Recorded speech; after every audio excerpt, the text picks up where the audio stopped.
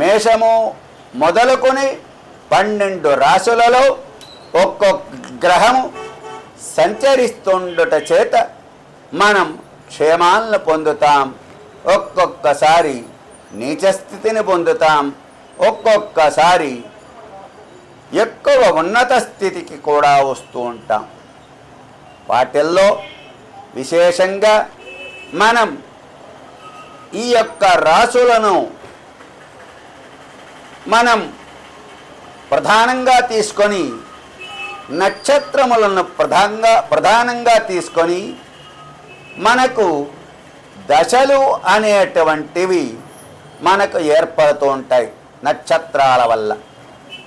ఆ నక్షత్ర సంచారం చేత, ఆ దశాభుక్తుల చేత, అందులోనూ ఆ దశలో విదశల చేత మనకంతా కూడా సత్ఫలితాలంతా కూడా లభిస్తుంటాయి ఆ గ్రహ సంచారము చేత. ఒక్కొక్కసారి ఆ గ్రహముల యొక్క స్థితి బాగలేకపోతే నీచ స్థితికి కూడా మనం పాల్పడుతుంటాం. అటువంటి స్థితి నుంచి కాపాడాలి అంటే భగవంతుని యొక్క సేవని మనం ప్రధానంగా ఆరాధ్య దైవంగా తీసుకుంటూ మనం మననం చేసుకుంటూ ఉండాలి. ఈ సంవత్సరం విశ్వావసునామ సంవత్సరంలో మేషాది రాశుల వారికి ఉచ్చస్థితులు, నీచస్థితులు, ఆదాయములు, వ్యయములు, అవమానములు, రాజ్యపూజ్యములు అనేటువంటివంతా కూడా జరుగుతూ ఉంటాయి. కానీ మనం ఈ యొక్క ఆదాయ వ్యయములు చెప్పేటప్పుడు చెప్పేవాళ్ళు, స్వామి మీకు ఆదాయం ఇంత వస్తే వ్యయం ఎంత అవుతుంది, రాజ్యపూజ్యం ఎంత ఉంటే అవమానం ఎంత ఉంటుంది అని చెప్తారు. ఒక్క రాశి గురించి మొట్టమొదటిగా చెప్తా. మేషరాశికి 2 ఆదాయము 14 వ్యయము అని ఉందనుకోండి. మన వాళ్ళు ఏం చెప్తారంటే, అయ్యో 14 రూపాయలు మనం ఖర్చు పెడితే 2 రూపాయల ఆదాయం అయితే కొరవ 12 రూపాయలు అప్పు చెయ్యాలనా అనేటువంటి సమస్య మనకొస్తుంది. కాదు, 16 రూపాయలు అంటే 100కి 16 రూపాయలు మనం సంపాదిస్తే దాంట్లో 2% మనకు మిగులుతుంది, 14% ఖర్చు అవుతుంది అనేటువంటిది శాస్త్ర ప్రమాణం. ఇదే విధంగా ఈ మేషరాశి వారికి 2 ఆదాయము 14 వ్యయం, అదేవిధంగా 5 ఆదాయం 5 రాజ్యపూజ్యం, 7 అవమానం. ఈ 7 అవమానం ఏమిటయ్యా అంటే తను చేసేటువంటి ఏ పనిలో కానీ ఏ యొక్క కార్యక్రమంలో కానీ ఎక్కడైనా ఇబ్బందులు జరగకుండా ఉండవు. ఎంతోమంది పొగిడేవాళ్ళు ఉంటారు, కొంతమంది ఈయన గురించి తిట్టుకునేవాళ్ళు ఉంటారు. అటువంటి సమయంలో మనం చేసేటువంటి పనుల వల్ల కూడా మనకు ఆ తిట్లు సంభవించేటువంటి యోగం కూడా కలుగుతూ ఉంటుంది. ఇదంతా కూడా దైవ నిర్ణయమే కానీ మన నిర్ణయం కాదు. బ్రహ్మగారు రాసేటప్పుడే ఫలాని సమయంలో మీకు ఫలానిది జరుగుతుంది అని రాసేశాడు. అందుకే ఏది చెప్పినా కూడా భగవదేచ్ఛ అంటూ గనక మనం నిర్ణయించుకొని మనం గనక ముందుకు సాగిపోతుంటే మనకు ఎటువంటి ఇబ్బందులు రావు. అలాగే వృషభ రాశి వారికి 11 ఆదాయము 5 వ్యయం. అంటే 11 రూపాయలు సంపాదిస్తే 5 రూపాయలు ఖర్చు అవుతుందని కాదు, 16% మనం గనక సంపాదిస్తే 11% ఖర్చు అవుతుంది. 5% వ్యయం అవుతుంది అని. పైగా ఒక రాజ్యభోజ్యం 3 అవమానంగా మనకి ఈ వృషభ రాశి వారికి చెప్పబడుతోన్నది. ఇక మిథున రాశి వారికి 14 ఆదాయము 2 వ్యయం. అంటే 16% మనం గనక సంపాదిస్తే 14 ఆదాయం కింద మిగిలి 2 వ్యయం అవుతుంది.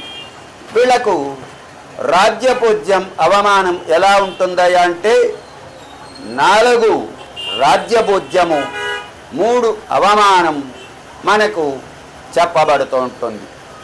అదేవిధంగా 3 రాశుల గురించి చెప్పుకున్నాం.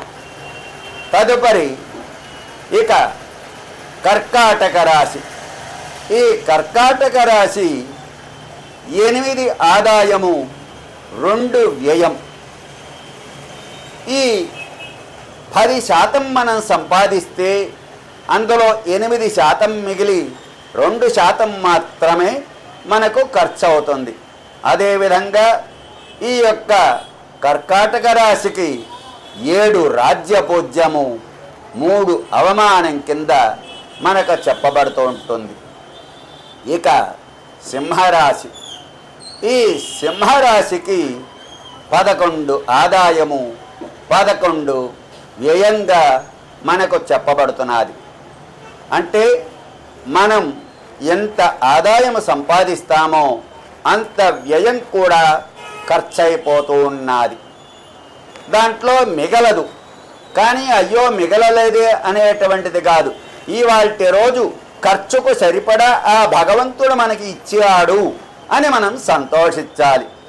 ఇక 3 అవమానము 3 రాజ్యభోజ్యము 6 అవమానం సింహరాశి వారికి. అదేవిధంగా కన్యారాశి వారికి 14 ఆదాయము 2 వ్యయం. అదేవిధంగా 6 రాజ్యభోజ్యము 6 అవమానం కింద మనకు చెప్పబడుతున్నది. ఇక తులారాశి వారికి 11 ఆదాయము 5 వ్యయంగా చెప్పబడుతున్నది. ఇక 2 రాజ్యభోజ్యము 2 అవమానం కింద మనకు చెప్పబడుతున్నది.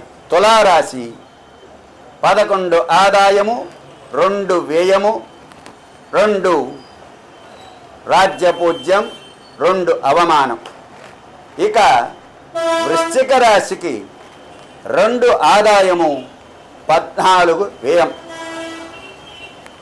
అదేవిధంగా వృశ్చిక రాశి వారికి 5 రాజ్యపూజ్యము 2 అవమానం. ఇక ధనుర్రాశి వారికి మనకు 5 ఆదాయము 5 వ్యయంగా చెప్పబడుతున్నది. రాజ్యపూజ్యం 1 5 అవమానంగా చెప్పబడుతున్నది. ధనస్సు వరకు చెప్పుకున్నాం. ఇక మకర రాశి వారికి 8 ఆదాయము 14 వ్యయం. అదేమోస్తరిగా 4 రాజ్యభోజ్యము 5 అవమానం ఈ మకర రాశి వారికి.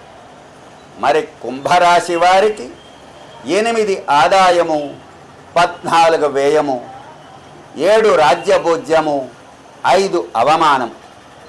ఇదే విధంగా ఆఖరదైనటువంటి మీనరాశి వారికి 5 ఆదాయము 5 వ్యయము 3 రాజ్యభోజ్యము 1 అవమానం.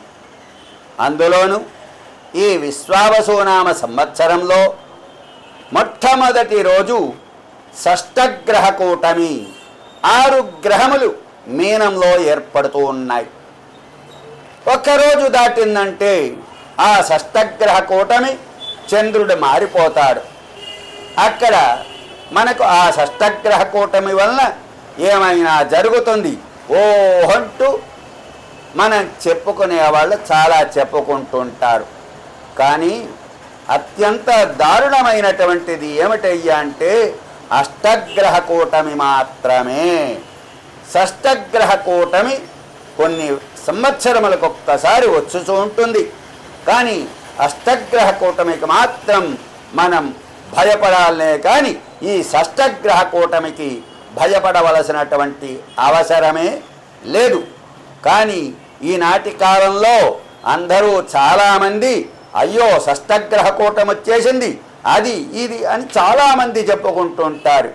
అది అంతా కూడా సామాన్యులు చెప్పేటువంటి మాటే. కానీ అది శాస్త్ర ప్రామాణికంలో మాత్రం షష్టగ్రహ కూటమి వలన వీడు పోతాడు, వాడు బతుకుతాడు, వీడు చస్తాడు అనేటువంటి మాటలు ఎక్కడాను లేవు.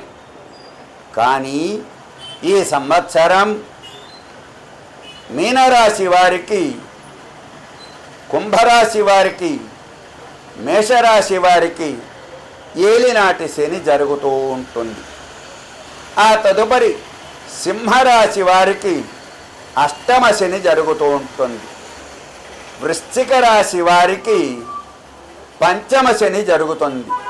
ఆ వృశ్చిక రాశి వారికి పంచమ శని ఎంత ఇబ్బంది అంటే, మానవులం అయ్యా ఇంట్లో కాదు ఒక్కరవ్వ ఆ వరండాలో పంచలో ఉంటానయ్యా అంటే పంచమ శని పంచన కూడా ఉన్నీడు అని శాస్త్ర ప్రమాణం. అట్ట పంచన కూడా ఉన్నీడట. అట్లే ఈ యొక్క ధనస్సు రాశి వారికి చతుర్థ శని. ఈ యొక్క రాశుల వారికి ఈ శని యొక్క ప్రభావం చేత ఇతరత్రమైనటువంటి గ్రహస్థితులు బాగున్నట్లయితే వారికి ఇబ్బంది లేదు. కానీ ఒక్క గురువు గనక బాగుంటే వారికి ఇబ్బంది ఉండదు. కానీ అన్నిటికంటే కూడా గురుబలం ప్రాధాన్యమైనటువంటిది కాబట్టి ఆ గురువు గనక బాగున్నట్లయితే వారు క్షేమంగా ఉంటారు.